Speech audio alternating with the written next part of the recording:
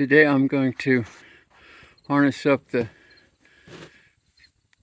regular train team, Missy and Clara. I'm going to tie Buttercup to the back of the wagon. Yesterday I mowed a network of lanes around the Creekside part of the farm. We're going to go out and we're going to do a farm tour today with video. The two little girls will be pulling and Buttercup will be tied on behind, walking with. That's a training process. There's going to be a lot of video. I'll get all I can here. Buttercup's in the, no baby, don't dig. Is in the getting harnessed up place. She still digs when she stands. We're still working on that. I'm not going to harness her or anything today, but this is part of the process, and so she has to learn that this is one of the steps on the way out. What I am going to do is I'm going to put her bit in her mouth. Won't be any lines on her or anything. She won't have. She'll just have it. So that'll be next. And everybody's out. Missy and Clara are standing as they stand when they work. Missy on the right, Clara on the left. Buttercup's over here. She's tied up to a different hitching post, but she's still standing with the team. We're all in this together. Next thing is I get the lines for Missy and Clara, and then I'm going to put them on this wagon right here. Okay, G.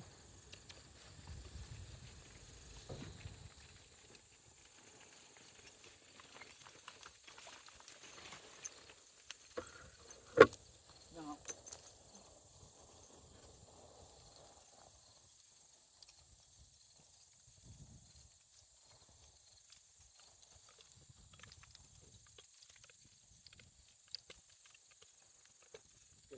right there.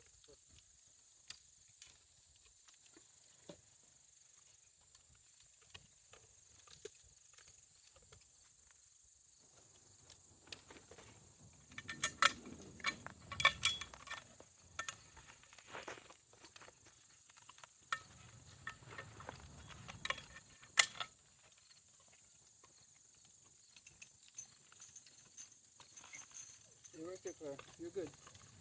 I'm guessing you where you belong.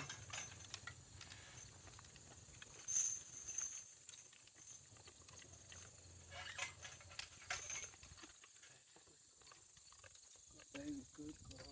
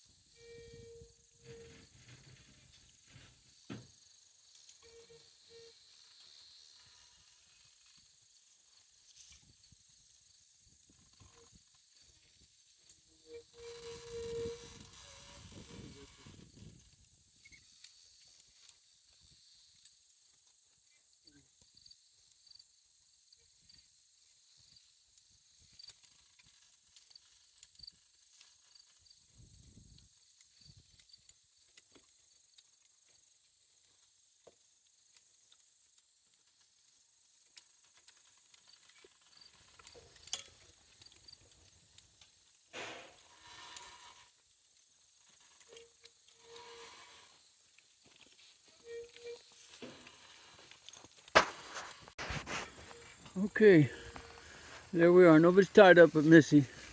When they're all hitched together, if I tie one of them, they're both stuck, so I got them both. This is my phone holder. It's a steel 1-inch bar tripod head. It's tie wrapped to the steel frame. I got rubber in between there, but it still picks up a lot of noise through convection, conduction, whatever. Girls, you're on the lines. Ah, shit. Anyway, that's how this whole deal works. Okay, now we're ready to go. I got my girls here.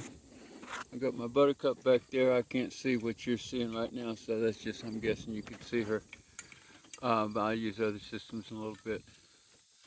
I'm going to go untie Missy, then we're going to drive down, and I'll narrate this.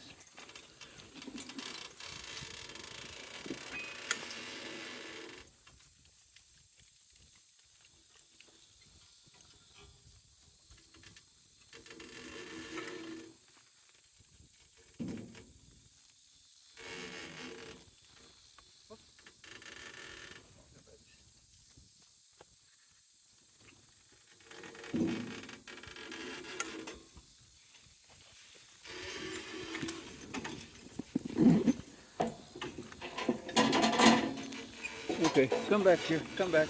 Back. Missy back. Claire back. Come on, back up. Back. Come on. Back. Come on, girls. Back up. What do we do? Yeah, we can do this. Come on, back. Missy, push. What are we stuck on? What's stuck? Claire's trying and it ain't working. Buttercup, you're not doing that. Oh, we're hung up here. It's not your fault, Claire. I see it, baby. I see it. Come up one step. Up one. Come on, everybody, up one step. Claire, up a step, honey. Come on, Claire, up a step. No, silly, come up. Missy, come up. Missy, come up. Up. You got to come up. Missy, come up. Come on, I know it's all stuck there. There. Yeah, everybody wait. Yours, I see it. Everybody wait. Now we got it.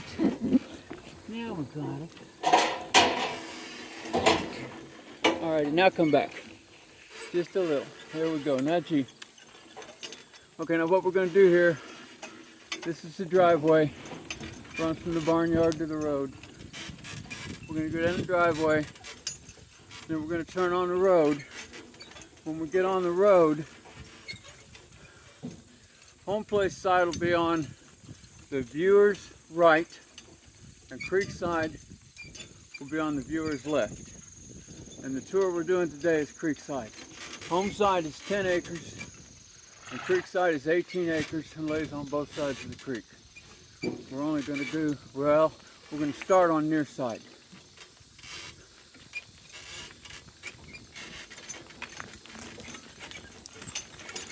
Buttercup, you're a good girl. Yes, you are a good girl. She's walking right along till I reached the pet her, and then she kind of stopped. She's walking along real good.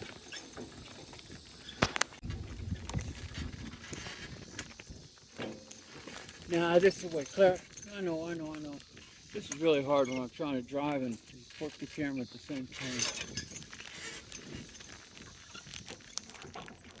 Oh.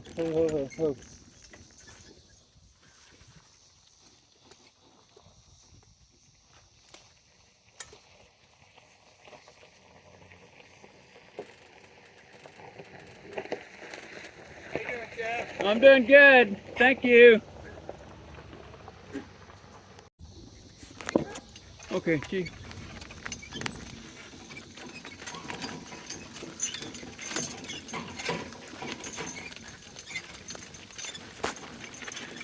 Okay, now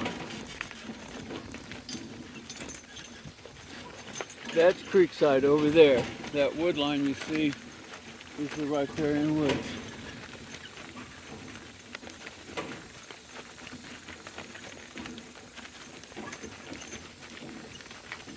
I keep a lane mowed along the edge of that woods. It has two purposes. One is if you don't keep a lane mowed and you go out into grass and you're going to get tick covered. So one of the reasons that I keep all these lanes mowed is so I don't get eaten up by ticks. But the other reason is because I have a complete stand of potentially food-bearing trees, pecans, acorns, walnuts, chestnuts, hickory nuts, persimmons, planted down there. And the grass here, when the trees are little, when I buy them, they're only 8 or 10 inches tall, and the grass just gets mid-thigh high, 3 feet or more, and it'll just choke them out. I'm petting Buttercup with my other hand while I'm talking to you. She's here on my right.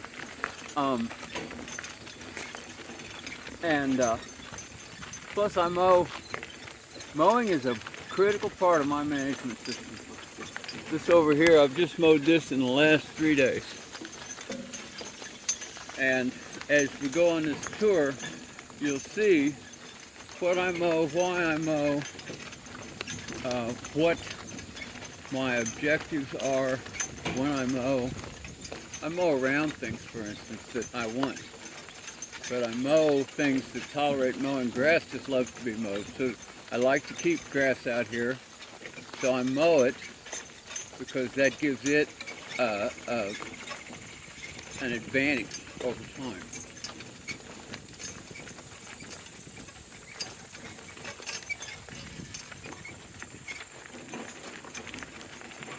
Up there where the tree line reaches the road, that's where the creek goes under the road, not immediately at that spot, but that's where the forest reaches the road is where the creek goes under the road.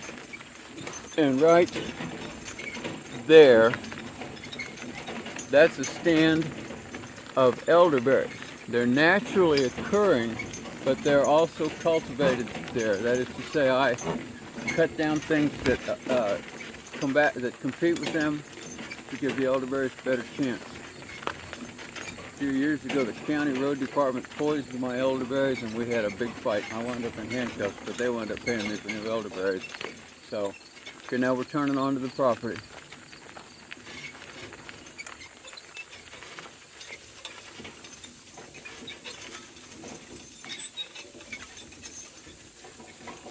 Oh, right there. Oh, ho, ho. They're going to have to stop a lot today. No, stop. Whoa, that's going to be hard on them. This is a good training for them. That right there, the stake marks an oak tree.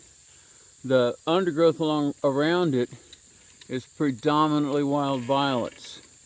Places where I mow, when the wild violets come into the shade and take over, then I reduce my mowing drastically in that area so the wild violets can prosper and take over, because they're an undergrowth that I really enjoy.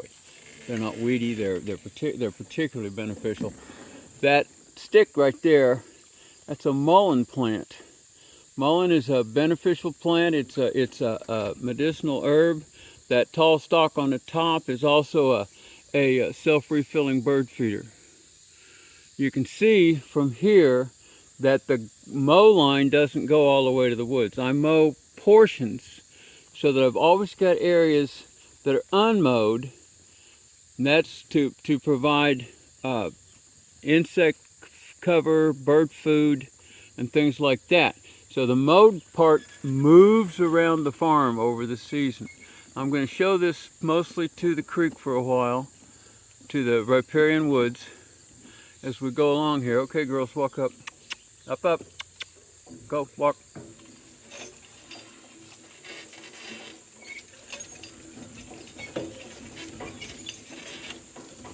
Ooh, right there. Ho, ho, ho, ho, ho. Whoa, whoa, whoa, whoa, whoa. Ho, ho, ho. Not girls. No, I know you want to go over there and eat that jewel plant, but you can't. Okay, this stake here, that's another white oak. You see the way I mow around them, and how much I mow around them depends on a lot of things. Depends on what the vegetation around them is. It depends on, okay, up, walk up, walk up. It depends on how well the trees are doing, you know, how much they can stick up for themselves. I mow these shady areas. I like to have these shady nooks alongside the creek. You can see here this is another white oak. It's probably a bur oak. I have more than one kind of white oak. Go on, girls. But the predominant kind down here is bur oak, because we have one in our backyard and it gives us acorns and it gives us babies. Okay, there's another white oak there. Okay, ho, right there, ho. Ho, right there. Whoa. Okay, now if you look up there, see that tall clump of grass that's right above Clara's ears? That's Johnson grass. The other grass there, the lower grass, that's a mix of European sourced cool season pasture grasses. Johnson grass is a warm season grass. That Johnson grass was mowed. The last time it was mowed was the same time the last time all that other grass was mowed. Johnson grass is considered a noxious weed in Missouri because it grows in cornfields, and anything that will kill Johnson grass will kill corn, so corn farmers just hate it. So it's a noxious weed based on the needs of corn, field corn, industrial corn. And if you don't mow it, or spray it, or do something to kill it, then no, Clara, you stand right there, baby. The county has the legal right to come on your land and spray poison on it. So that's another reason to mow. But I keep this lane, walk up, girls. See, Buttercup's learning all this walk up and whoa business right now, and I'm not even having to tell her. I keep this lane along the woods mowed more often than anything else. There's another big oak. That one's doing really well. There's another oak.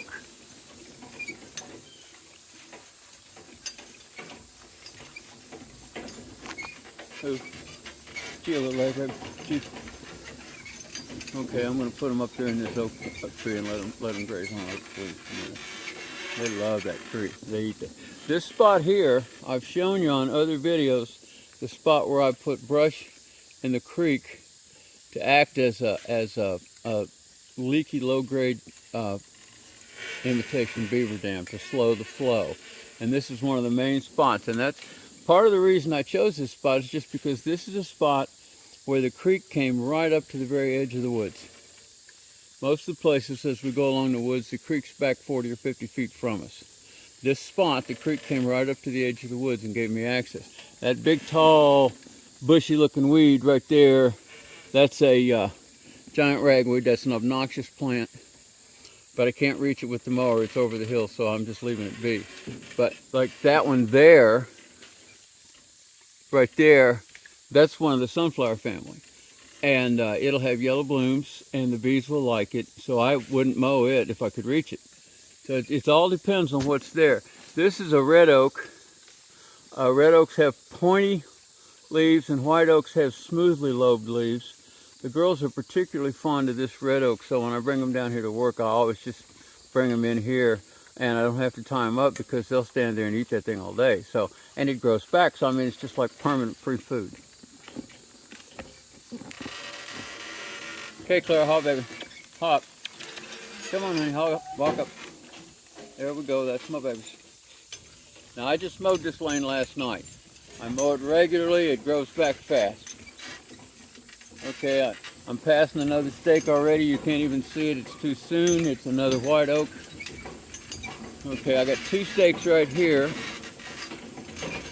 Hey, baby, ho, ho, ho, right there. Whoa, whoa, whoa, whoa, whoa. Okay, this stake. No, you may not. No. Just stand right there. Oh. That stake there nearest Missy, that's another elderberry. And that one back there, that's a white oak. I don't plant pure stands. I plant varieties. When it comes time to harvest, I have no problem with having to go twice as far in my donkey cart to go pick my elderberries or to go gather my acorns. And I want ecosystem complexity everywhere. I want a complex ecosystem to feed me. It says my phone's getting hot, but we're going to try this anyway. Okay, baby, walk up. Up, up.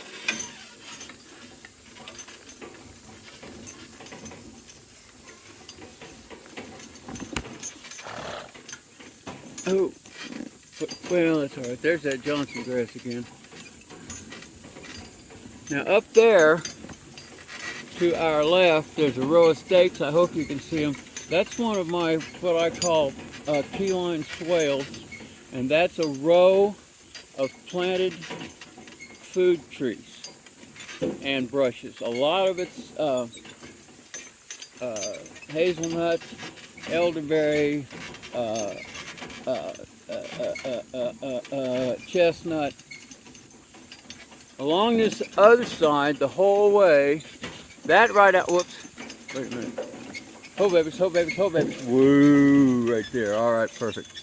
That, no, stand, I see you. That scraggly looking patch right there, that's, no, stand. That's a spent milkweed patch. And I don't mow that, so it has done its thing. It has grown, bloomed, fruited, and those are all dry seed pods. That right there, that stake there, where is it, if I can find it, that one. That one, that's a big chestnut. That next stake over there, here, is another big chestnut. Those chestnuts are 4 years old. I put them in a video yesterday. In fact, I may clip it in here. I don't know, it depends. Now we're looking at the creek. My phone said it was too hot, but now we're down here in the shade. So it'll probably be cooling off a little.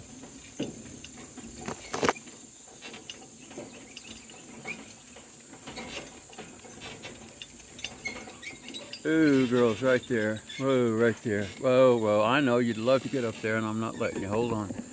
That right there, that's a pretty big chestnut. That's waste time on me to the top of it. I planted that from a chestnut seed, from a nut, either 4 or 5 years ago. As you can see back in here, the woods is very dense. Up there, this is all, my management plan is to maintain this land as a savanna. And so what we have here is we have woods, thickets, and trees. That tree, that little green one, where is he? Yeah, we'll get closer to it. That's a walnut. It's a volunteer. I spotted it one day when I mow so slowly that I can see a 2 to 4 leaf tree standing in the grass and mow around it. Okay, girls, Chi, walk up.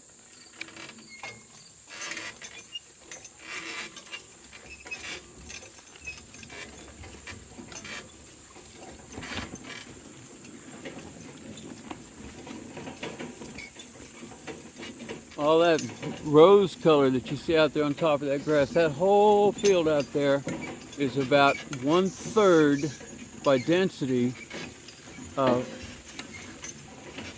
red clover. And that red clover feeds bees. This tree we're coming up on here, this tall skinny one with the bare trunk and the bigger top, that's a walnut tree. No, and it's been beat up real bad by deer. That's why it looks like that, but it has tolerated it, so it's going to do well.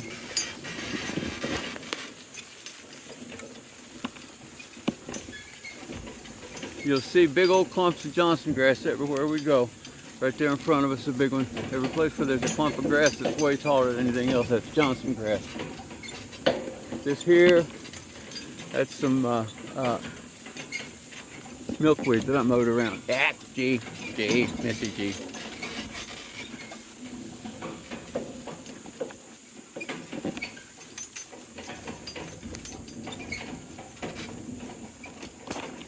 After this clover, after this bloom sets seed, those blossoms will turn into dry brown seed heads.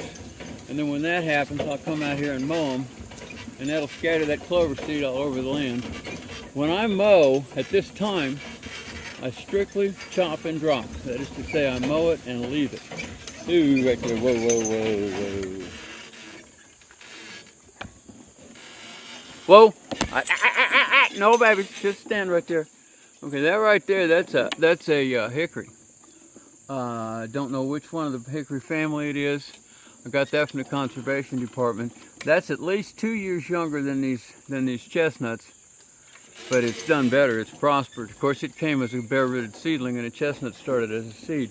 That stake there, that's a red oak. I didn't plant that. A lot of this woods down here is various red oaks, and I spotted that one when I was mowing, so I staked it. So that's the same principle that goes on here all the time. Gee up.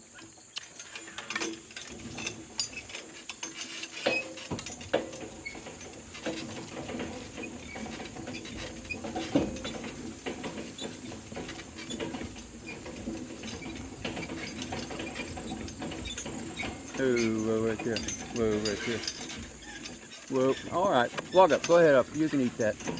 There, eat that. There. Eat that. All right. This is creek access. We're not going down there today because with this, I've got a bunch of stuff down there. I've got a project going, and I've got project parts down there, and they would be in my way, and I wouldn't be able to turn this long wagon with Buttercup tied on the back of it. There's my Buttercup. But so I'm just showing you where the spot is. But that's why that's a real shady spot. It's real mellow to go down there. See, they're just eating, you know. Girls, not all the way in, okay. And some of these are like that tree there, that bush there that Missy's very close to. That's an invasive honeysuckle, and I'll have to do something about it. But meanwhile, I do what I can reach, and it'll have to wait. Come back a little here, girls. Come on back. Back. That's good. Haw up. Haw up. There, haw. There you go, baby. That's good. That's my girl. This is all ragweed here with these, and it's ragweed in bloom. This is if you have hay fever, don't come here right now. I haven't got it mowed. I can only do so much. That orange flag right there, that's an apple tree that I planted this year, but the year was too dry and it didn't make it. So I'll be taking it out. Baby. This is just a little place that I mow back in through the woods just because it's pleasant to go through here. No other reason. Just because I like it.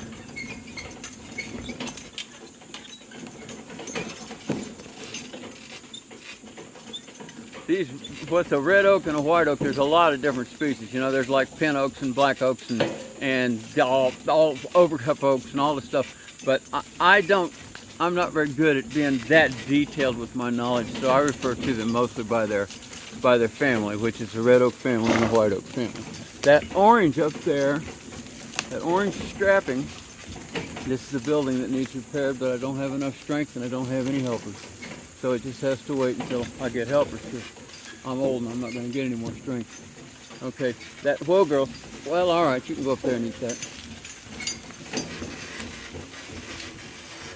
There you go. Okay, that box there, that's a swarm trap, although it doesn't really trap them, it provides housing and causes them to move into it on purpose. And it's got a live swarm in it. We've got another hive, and we're going to be putting it in that hive. But for now, it functions well enough. They're living okay in it. So, but that's how we keep bees. Is we keep bees by by catching wild swarms. We use Dr. Leo, what's his name, Sharnagahangana, the Russian guy's system of horizontal hives and catching wild bees and keeping bees that are already basically evolved, small scale evolved for this exact spot. So the bees that live in that box right now moved in on their own, and one night when they're sleeping, we'll move them into another box. So that's how that works. I got a fair number of milkweeds down here. You can see up there. When we go around this, I'm going to leave this showing to the left. When we go around this, you're going to see a gigantic mass of taller than me Johnson grass. Come back here, girls. Back. That's my girls. Back a little more. Okay, Missy G, babe. There you go. That's my girl.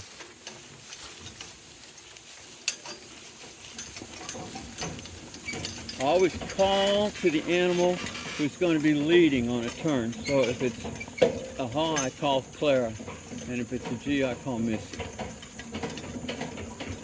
Okay, you can see here, this is a patch of Johnson grass, and it is literally taller than me, like by 2 feet taller, a lot of it. And that grass, I mowed that about a month ago, I'm saying. Up there, that's the thorn forest. We're going to come back and go through that, but we're not going through that now. We're going through a different part of the place now. This is the lane that goes up this side of the thorn forest.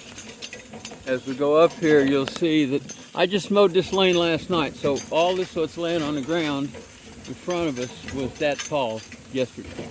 And Clara, go on. What I do, this ground has been hayed for at least 30 years, non-stop. And every time you take off hay, you take off nutrients. And so what I've been doing now for, I'm going to guess 8 years, 9 years, something like that, maybe longer, I'm not sure. I mow this and I leave it on the ground and I let it decompose. You can call it sheet composting, you can call it rotting, you can call it whatever you will. But I can assure you, from my own personal experience and from watching, that the process of doing this has caused this land to be more productive. The plants that grow on it are bigger and richer and denser, and there's more of them because they're taking that carbon out of the atmosphere, captured and by this grass, and then decomposed by living decomposers, and on top of that, it's got nutrients that come from oftentimes from lower down than the surface. You know, some of these grasses have 10 and 20 foot deep root systems. They're about to pass a chestnut tree. That's a chestnut tree right there. Claire's just walking by it. I planted that here as a seedling some years ago.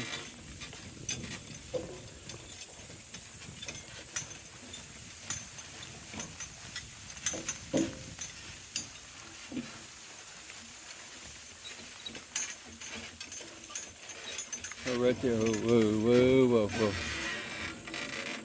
This thing is what used to be, no, stand at, what used to be called a trench silo. You know, you can do the same process that they do with a big tall tower, and you can just bulldoze a trench in the ground and store vegetation there, and it works on pretty much the same principle.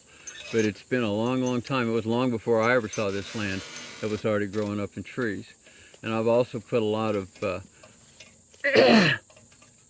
waste lumber down in it, because that will all slowly decompose and turn back into soil. Over there, that's very poor ground because it's been hayed for years. You can see the Johnson grass up there too. You can see the line between where I mowed it and where I haven't. But the higher it is here, the poorer it is, because the longer the topsoil has been washing off of it. White people moved here about 1830, and the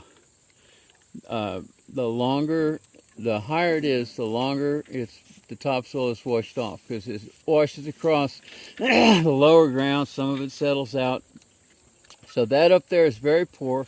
I mow it very often because that's the fastest way I can lay new organic matter on the surface of that ground. And so it is slowly returning. Up there you can see another bunch of Johnson grass. If you see the tall, brightly green sparkles, that's the house up there on Farmside. Here's my baby Buttercup. She's still back here. She's just being so good. Ho, girls. Okay. Now, as we get around here, I'm going to turn this way. Walk up a little.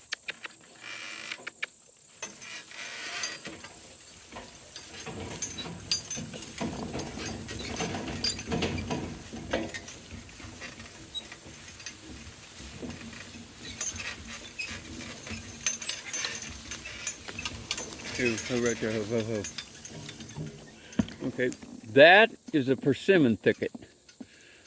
Missouri farmers hate persimmons because they're incredibly aggressive, but they're not invasive in terms of being an introduced species. They're just aggressive, but they make food. Persimmons are food. And so you have to manage, but I intend to just mow and manage around these for the rest of my life because these will be bearing fruit in another 3 years. And these are volunteers. They just grew themselves here. Now I have persimmons on this farm that I've planted, but those just planted themselves here, and I mow around them. That's one right there between the girl's feet. That one's out too far. I'll probably mow it. Okay, babies, walk up.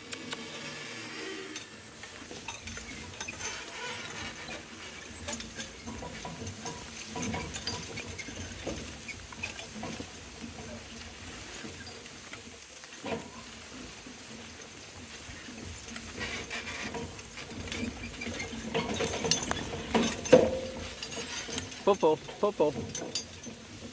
You got this. Go on, pull up. That's good. Go on, get out there.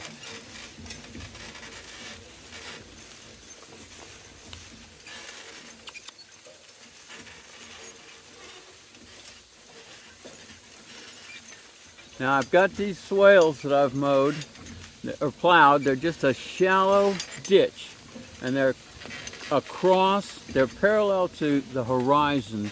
They're parallel to horizontal, so that means they run across the hill face. And as water runs down off this slope, then they interrupt the flow and absorb it. And then I planted trees and shrubs along them. That they water. I don't come out here and water. That one there, that's a hazelnut. The hazelnuts have done better than anything else. They're native here. The native people who lived here before us. That one there's a live chestnut still. This one here, this big one, that's volunteer mulberry. Lots of these middle-sized shrubby trees are mulberries. I mow between the swales. There's 3 swales here. We are above the highest one. There's another big hazelnut. Okay, we're above the highest swale here. And so, hi now. Come on, y'all. Come on, y'all. Oh, there you go. That's better.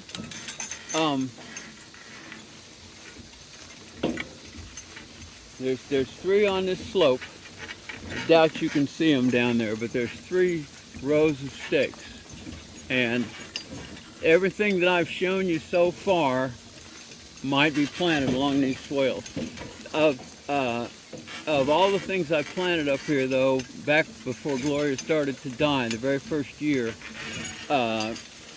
the hazelnuts have prospered the best. Then after the year she died, I planted, elderberries up here, and they have also prospered. Of course, they're also native. This coming up here on our left with all those kind of hazy, purpley looking things. That's only a 2 or 3 year old elderberry, and it's already bearing. It really likes it here. It has prospered here. So now we're going to go up. We came down the road, and as we came down, beside us was a high, kind of a ridge-looking thing, high curb, whatever you call it, about 4 or 5 feet high, terrace. And we're going, no, I know you want to get out there in that deep grass, and we're not going to either. Go on up the lane. Go on. Okay. This is the farm side of that junction. The road's over there, and we're up here. And what we're going to do here, we're going to go down across another lane, and we're going to go across the bridge between the worlds. and we're going to go into the thorn forest, which is a magical place, but you can't, it's kind of like the old forest in the Lord of the Rings, you know. It's a magical place, but you have to be careful because not all of it really likes loose creatures like people. And so you have to respect the magic back there. It's pretty ferocious, but that's all right. Here on our left, here's another mullein. Okay. I haven't mowed anything, so obviously I haven't mowed it. But if I had mowed that, come on, Missy, I would have mowed around it. More Johnson grass.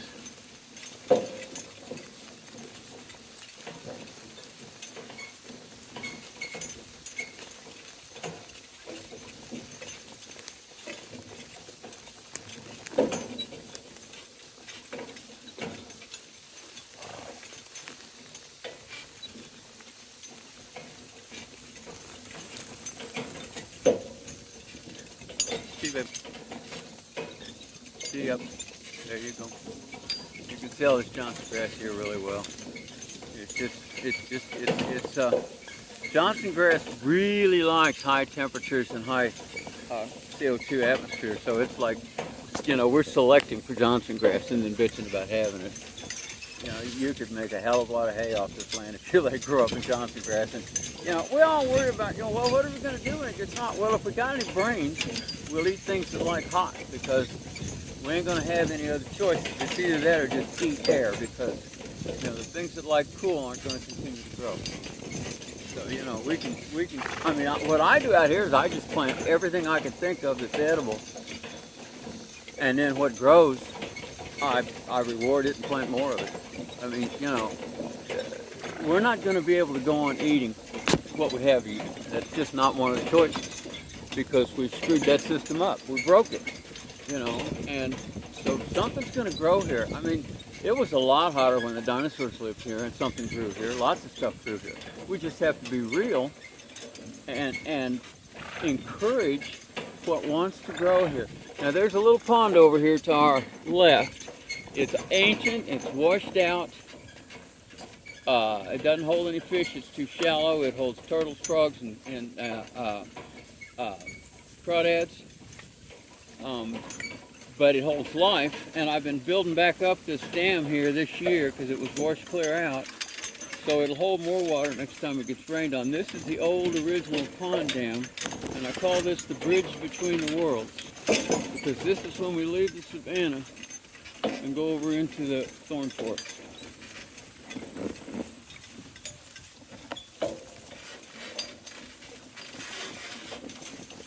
This is a shingle oak that's about to slap you in the face. That's a member of the white oak family. It's what they used to make shingles out of. So imagine until we enough, they named it a shingle oak. These are persimmons here in front of us on our lane. The girl's about to walk through. I'm going to have to mow them. They're in the way. I've got to have this lane open. So, you know, I've got persimmons in a lot of places. We'll get right down this hill here. All right, gently now, girls. They know this hill. We've done this a million times.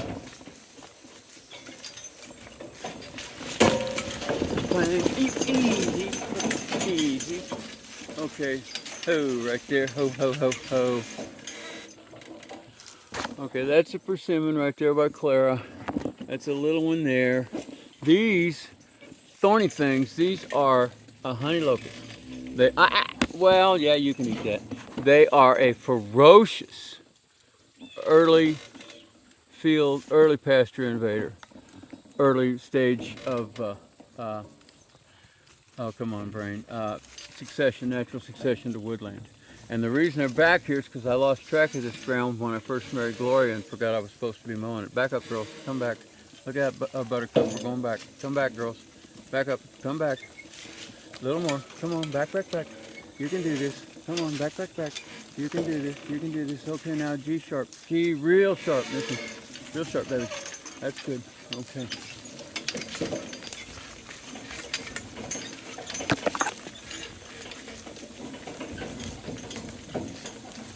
Okay, this one we're about to pass here on our right. You can see the thorns. That's a honey locust. It's not a black locust. Black locusts are entirely different. This is a honey locust. It's a ferocious tree. Look out, Buttercup. Careful of that thing. Okay, where we are now is a little glen, and I had planted pawpaws back here, but they didn't make it. But I'm going to plant them again because pawpaws need shade, and so they will make it in here. They just didn't this time. What we're about to pass on our right, Missy's going to go to her left of it. It's a pretty fair-sized young tree. That's another black walnut. That's a volunteer. Once again, I just spotted that out here, and I grew it.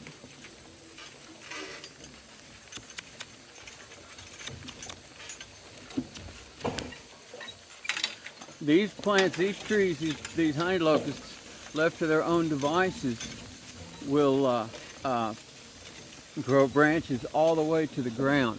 Okay, over here on our left, that's a red oak. That's a, I don't know, good chance it's a pin oak, but I don't know. There's also a big persimmon in there. These trees here that are about 10 feet tall, this is a persimmon patch that I started mowing around 2 years ago. See up, see sharp, sharp, sharp, sharp, sharp around. Sharp around. Go on, you can do this. Yes, you can do this.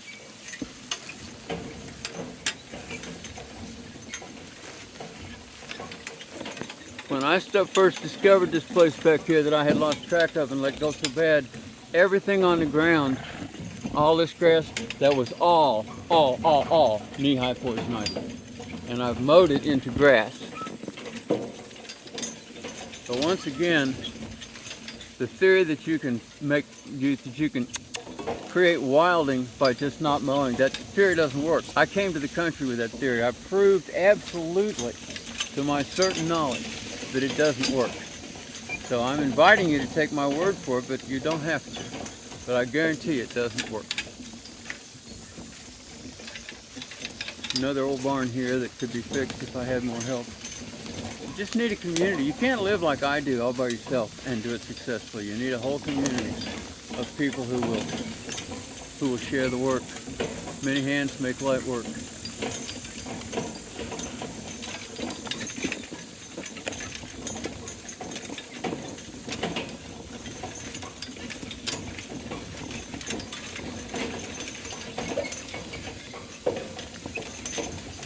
Now I'm going to break off the lane here for a minute because I want to show you something else.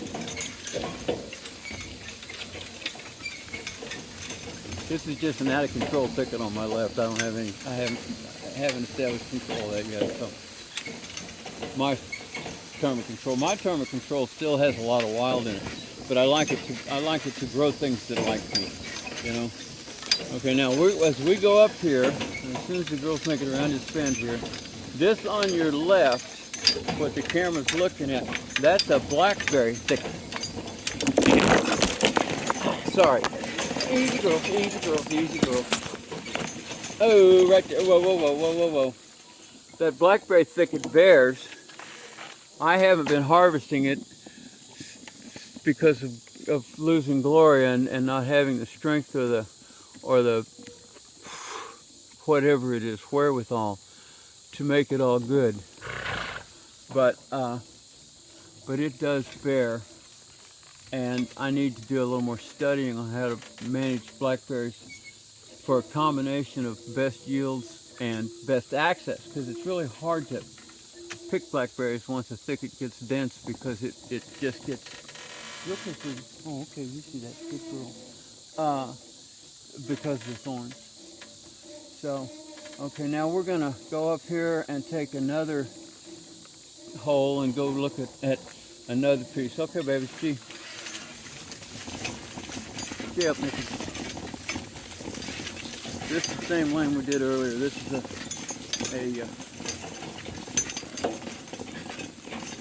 rerun of the spot.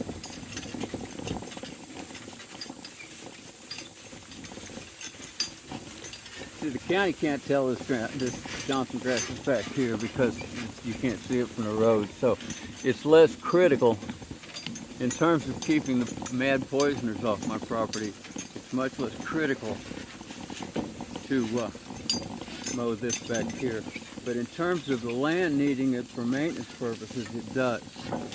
I would like to really discourage this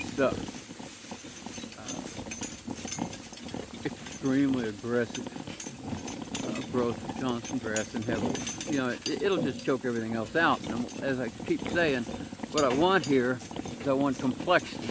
I want the maximum different number of plants, the maximum different number of habitats. I want to make this little piece of land as big for life as I possibly can. Ooh, right there. Whoa, whoa, whoa, whoa, whoa, whoa, whoa, whoa, whoa. Okay, this here is called cup plant. I can't think of its Latin name right now. But it literally, those leaves literally form cups off the stalk. And so after a rain, it will hold water, and you'll see birds and bees back here drinking out of them. But you can't ignore it and let it grow, because that stuff is also ferociously aggressive. It's native, it belongs here, but it's ferociously aggressive, and if it doesn't have serious competition, it'll just eat, it'll grow, it'll choke everything else out. So one of the reasons to mow is to set everything back to zero, start over. As we go through this, wait, I'm almost ready. Wait, girls, wait, no, I see you both. As we go through this lane, if you look on both sides, you'll see just a world of red clover, and our bees love this. And we're only, right now, probably 100 yards from that bee box I showed you. Walk up, hey, let's go, there we are. And you see all this red, almost all the red you see is red clover. A little bit of it is crown vetch, and I don't like crown vetch. It's introduced invasive, and so I really don't like it. It doesn't tolerate mowing too well though, so I just mow the living shit. Whoops, whoops, whoops. Missy got a pea. That's good. That's a high nitrogen fertilizer right here on my ground. I'd take it all she's got. I'd take all she's got. If I could catch it, I'd bring it out here and spray it on the land. So that's just one more reason that working animals is better for your land than working machines. Walk up. This thicket up here in front of us, that's mulberry thicket. They've been mowed before I started mowing around them. I used to mow over them. Gloria wanted it to be kept as hayfield, and so that's why they're so coppice looking. And I can come down here slowly, cut down all the trunks but one over and over and over, and do away with that coppicing. This lane up here, when I came down here and showed you, that's where I go down to the creek, into the shade. This lane is the one that brings me there directly from the house. I can get out, come out of the house, get on the other end of this lane and come down here, and I'll wind up in the creek, and I do it frequently. So we're going to go back up the Creekside. Well, no, I don't think I'm going to. I'm going to cut across, I'm going to cut through unmowed lane here, where I would have mowed a lane if I'd had more time. It got dark last night while I was out mowing lanes, and so I quit. Go on, girls. Go on. See, this is really asking a lot. They have on what's called a check line, and those are attached to their bits, so if they put their face down to graze, it runs out of slack, and it pulls their bits up in their mouth and makes them not lower their heads any farther. But they know all this stuff, and they know out here where it's tall they can reach it. Now we're about to cross. Whoa, girls, whoa, right there. Whoa, whoa, whoa, I know. Whoa, right there, and I'll hold it with the brake. Okay. That stake there, that's an elderberry. That stake there, that's an elderberry. We're about to go directly across one of the swales. You'll get a kabumpity where we go across here. Whoops, sorry, baby. Missy stepped in it. Pull hard, pull hard. There you go. Now we're up on the other side of the trench silo. I know, girls, pull hard, it's steep. Look at them, look at their hips. That's work right there. Those girls are working. I wouldn't ask them to work that hard, non-stop. But the difference between an animal and a machine is if a machine is rated as a 1 horsepower or a 10 horsepower machine, it'll give you 10 horsepower at absolute maximum. It can never give you 11. If you take a donkey who probably generally produces a half a horsepower, that donkey can produce 10 horsepower for 1 minute without batting an eye, and they probably just did.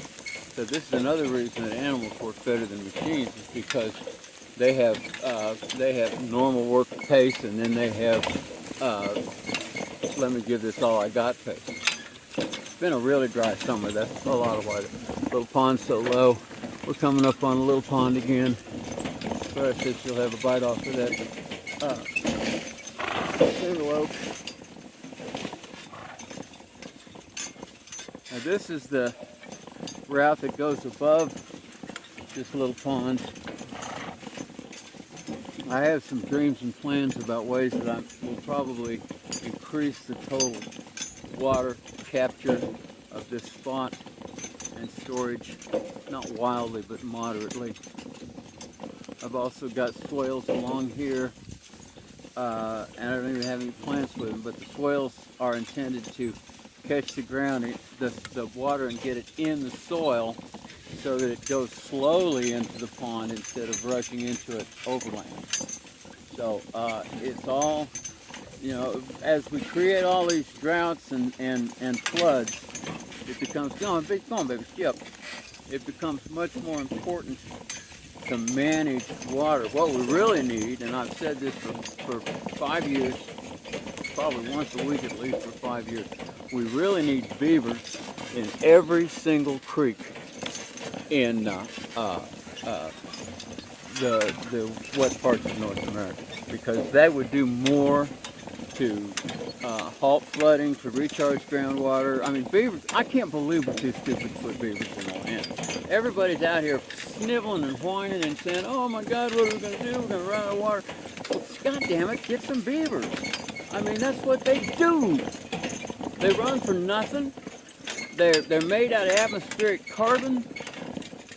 It's just, we're just so stupid. We think anything that the land does, we're too good to accept. All right, this up here, this is Poverty Hill. This is the poorest part of my property. When I started up here with Flora, this would not grow any grass at all. And right now today, what you're looking at out there, that green, fluffy looking shit that's all over the place, that's ragweed. That's common ragweed, not giant ragweed. And it's just shit. But it didn't, when I started up here, it wouldn't even grow that. It had been hayed until it was just nothing. It was, you go out, walk up here, and there'd be, you know, in every square foot of bare dirt, there'd be one blade of something, one little weed. These brown weeds here, these are what we call Queen Anne's lace, wild carrot. They're a pretty cruddy weed, but they've got big roots. As I mow this ragweed, though, its roots die in the soil. Its vegetative bodies lay on the soil. It adds to it, and it's actually gotten to the point now where I have a fair amount of grass among the ragweed, and even some clover, and I consider this to be just a howling success. I mean, you know, when I look at this, you know, I tell you it's the worst part of my whole land, and it is, but it's also almost my biggest single success. The part up here that looks best, in front of us, you can see that part of it looks real good and part of it doesn't. I mowed this part that looks better, and then the mower broke, and after I fixed it, I didn't get back to it. I've got swales across there. I've got 3 swales out there. Almost nothing has survived on them. This ground is, there's no topsoil up here at all. It's just red clay. But I'm adding, cutting some clippings from the grass to it. And it's going to make it. We're going to make it. So this is Creekside and Nearside. This is one of 3 major regions on the Hilltop Farm.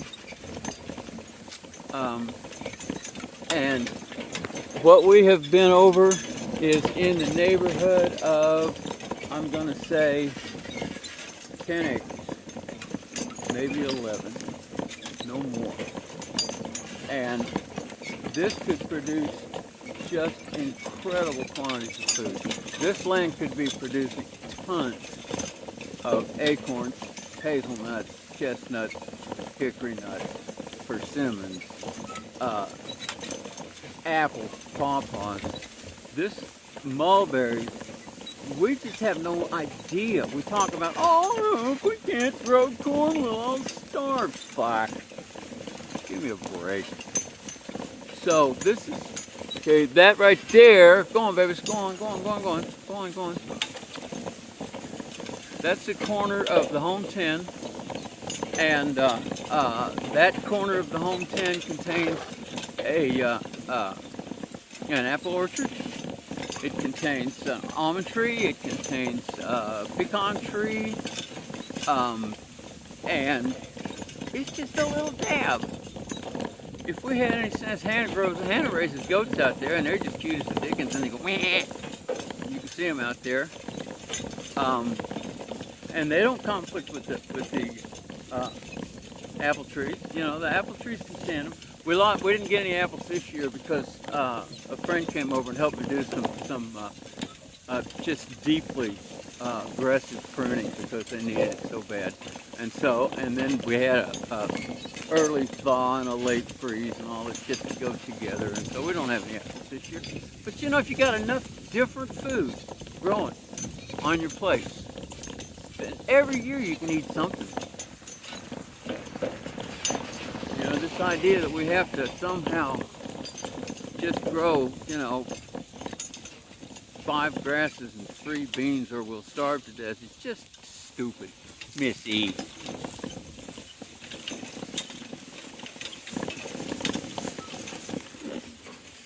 That's Gloria's old house. Now it's Hannah's house.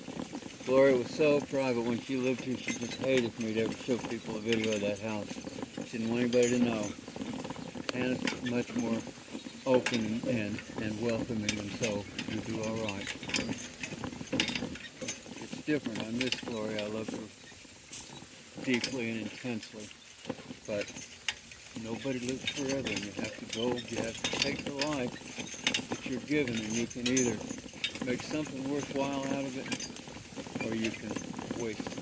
Just sit around and be miserable. And I have to tell you, my friends, right now today, because of one particular woman that I never knew that I've known her for several years, kind of, sort of, but I didn't know her like this. And she has made a new thing out of my life. A new thing. And so I kept working because I knew someday I'd wish I had.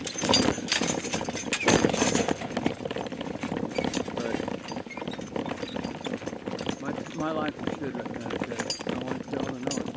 I'm a man with, if you hear me complain, you know that I'm just being a crybaby because I got it so good, I got nothing to complain.